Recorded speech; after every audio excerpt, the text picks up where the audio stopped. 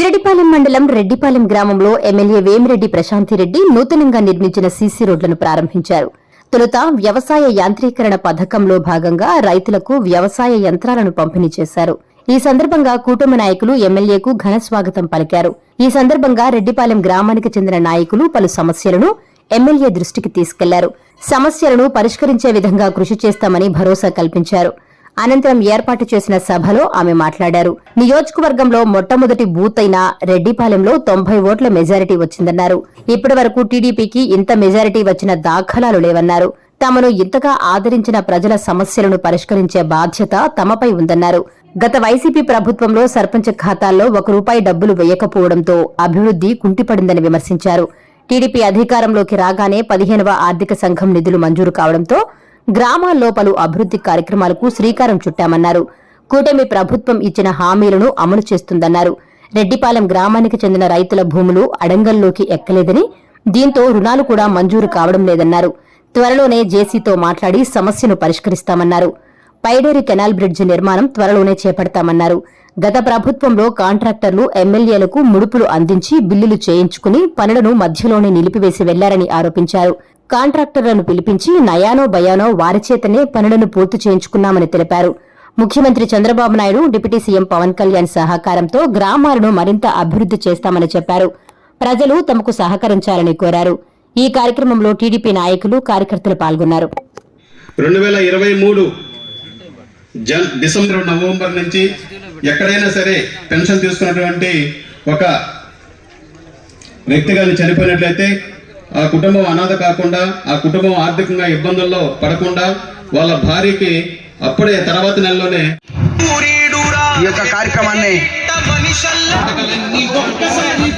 కూడా నమస్కరిస్తున్నాను.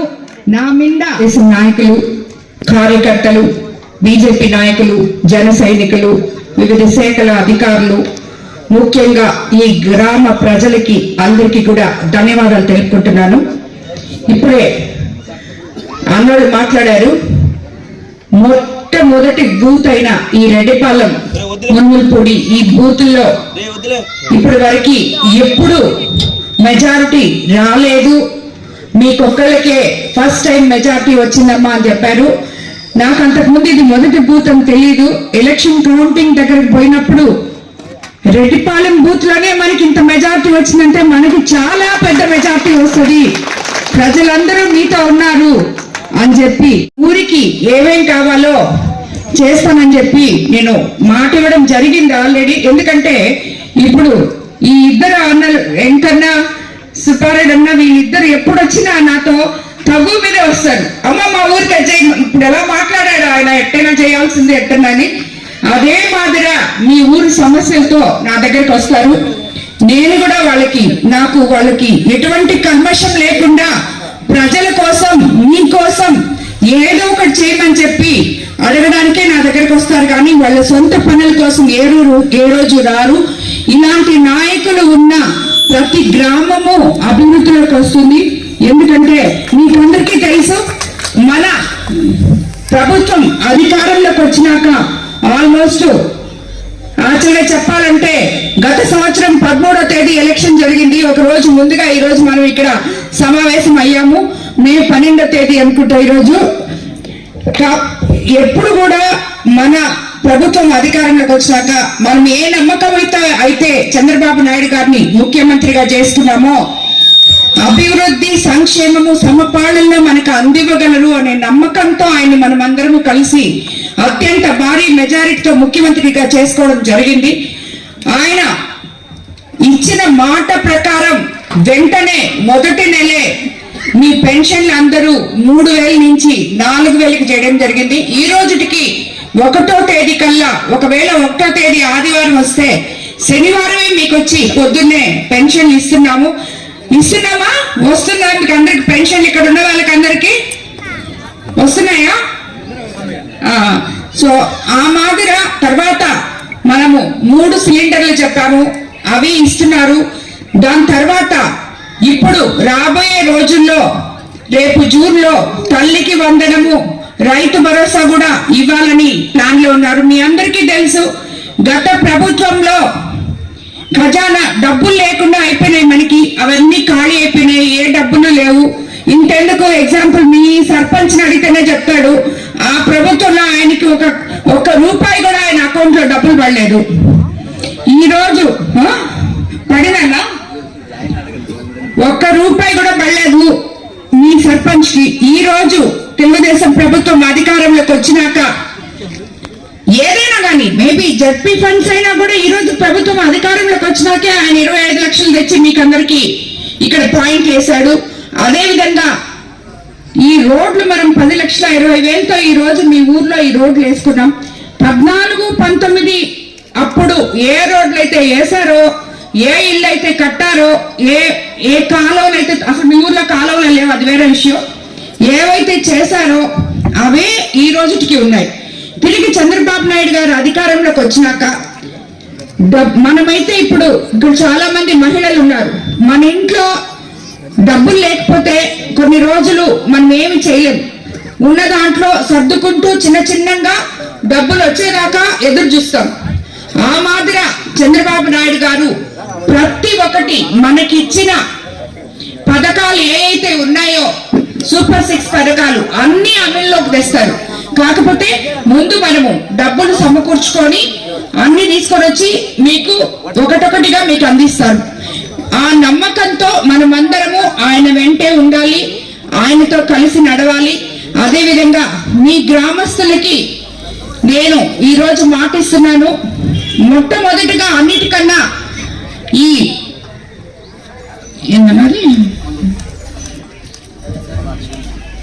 ఈ పొలాలు 1B నుంచి గల్లంతయ్యాయి, దీంతో రైతులు క్రాప్ లోన్స్ లోకి వెళ్ళలేకపోతున్నారు అని చెప్పే అతి పెద్ద సమస్య చెప్పారు.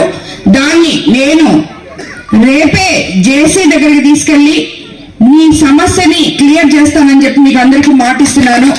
అదేవిధంగా ఈ లోపల జేసీ అంటే గవర్నమెంట్ లో ఇది చేసేదానికి ఒక ప్రొసీజర్ ఉంటుంది, దాని ప్రకారం చేస్తారు. ఈ లోపల ఎవరికైనా లోన్స్ కి సర్టిఫికేట్ కావాలంటే ఎంఆర్ఓ గారి దగ్గరికి వెళ్తే ఎంఆర్ఓ గారు రాసిస్తారు.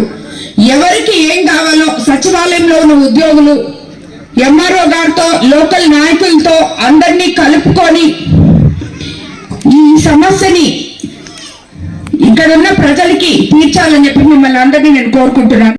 బ్రిడ్జి శిథిలావస్థ చేయని కారణంగా ట్రాక్టర్లు పొలాల్లోకి పోవడం చాలా ఇబ్బంది అని చెప్పారు.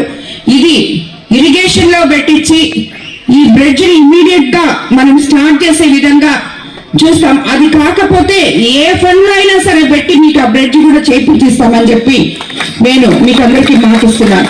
మీకు అందరికీ తెలుసు, ముదువర్తి కాజువే, పైడేరు కాలువ ఇవన్నీ గత ప్రభుత్వంలో 100 కోట్లలో వర్కులు పాడారు. కాంట్రాక్టర్లు ముడుపులు చెల్లించారు, వదిలేసి కూడా వెళ్ళిపోయారు, బిల్లులు చేసుకున్నారు, అన్ని వదిలేసి వెళ్ళిపోయారు. ఇవన్నీ నేను ఇప్పుడు వచ్చిన తర్వాత మళ్ళీ చక్కబెట్టి వీటిల్ని కాంట్రాక్టర్లు బతిలాడో బెదిరించో మీరు ఈ పనులు చెయ్యాలి అని చెప్పి వాళ్ళ చేతే, అంటే వాళ్ళు తప్పించుకొని వెళ్ళిపోతే మళ్ళీ మనం చేయించుకోలేమని చెప్పి, ఎందుకంటే వాళ్ళు ఆల్రెడీ పాపం వాళ్ళు నష్టపోయి ఉన్నారు. ఎమ్మెల్యేలకి విపరీతంగా డబ్బులు ఇచ్చేశారు, పనేమో ఆగిపోయింది, బిల్లులేమో చేసేసుకున్నారు, ఆ బిల్లులు రాలేదు వాళ్ళకి. కాబట్టి అడ్వాన్స్ పేమెంట్లతో ఈ వర్కులన్నీ మీకు ఆగిపోయి మీకు అన్యాయం జరిగింది. ఈ అన్యాయాన్ని తిరిగి తెలుగుదేశం ప్రభుత్వంలో జరగడానికి మన ముఖ్యమంత్రి చంద్రబాబు నాయుడు గారు ఎట్టి పరిస్థితులు ఒప్పుకోరు. అదేవిధంగా ఆయనకి తోడుగా మనకి పంచాయతీరాజ్ మినిస్టర్ పవన్ కళ్యాణ్ గారు అండగా ఉన్నారు. ఆయనతోటి అందరితోటి మాట్లాడి మన ఊర్లకి ఏమేం కావాలో డ్రైన్స్ కానీ ఎన్ఆర్జీఎస్ లో డ్రైన్స్ ఇవన్నీ పెట్టి మీ ఊరు ఈసారి నేను వచ్చేటప్పటికి మీకు ఇంకొక 4 రోడ్లు చవిటి కాలువలు చేసి మీ ఊరికి వస్తారని చెప్పి మీ అందరికీ నేను మాటిస్తున్నాను. మీరందరూ కలిసి నన్ను ఇంత అత్యంత భారీ మెజార్టీ దశలో నా మీద ఎంపీ వేమిరెడ్డి ప్రభాకర్ రెడ్డి గారి మీద ఇద్దరి మీద నమ్మకం పెట్టి మమ్మల్ని గెలిపించేందుకు మీ అందరికీ ఎప్పుడూ రుణపడి ఉంటాను. మా కాన్స్టిట్యున్సీకి ఆఖరా ఉన్న ఈ ఊరు మొట్టమొదటి బూత్ అయిన ఈ రెడ్డిపాలెం నేను ఎప్పుడు మర్చిపోను. తప్పకుండా మీకు అందరికీ ఈ అన్నౌండ్ తీసుకొని వచ్చిన ప్రతి సమస్యని తీర్చి గ్రామస్తులకు అండగా ఉంటానని చెప్పి మీ అందరికీ నేను కోరుకుంటున్నాను. అదేవిధంగా ఈ ఊర్లో ఇక్కడ ఎలక్ట్రికల్ డిపార్ట్మెంట్ ఉన్నారో లేదో తెలియదు, కానీ ఈ ఊర్లో మీకందరికీ ఇప్పుడు కొత్తగా ఒకటి సోలార్ ప్యానల్స్ అని చెప్పి ఒకటి వచ్చింది.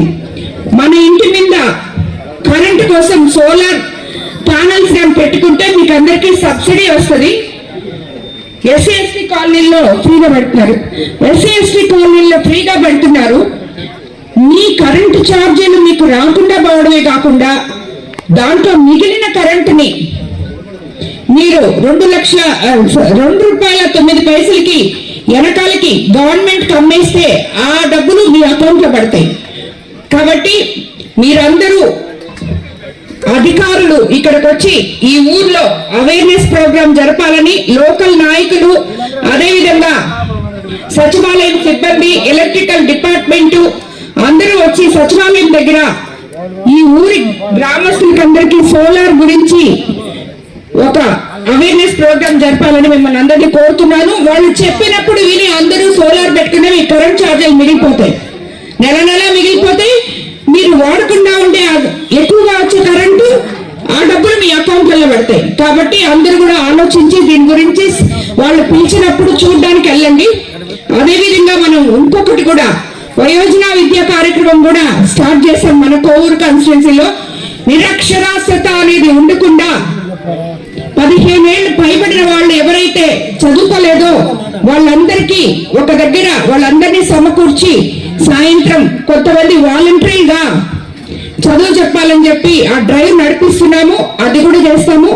అలాగే ఈ ఊర్లో ఉన్న ఎస్సీ ఎస్టీ కాలనీస్ ఎవరికైతే ఇల్లు లేవో, ఇల్లు స్థలాలు లేవో వాళ్ళందరూ కూడా సచివాలయంలో ఎన్రోల్ చేసుకోవాలని, వాళ్ళందరికీ ఇంకొక 2-3 నెలల్లో ఇల్లు ఉంటాయని చెప్పి వస్తాయని మీకు అందరికీ కూడా నేను మాట్లాడడం జరుగుతుంది.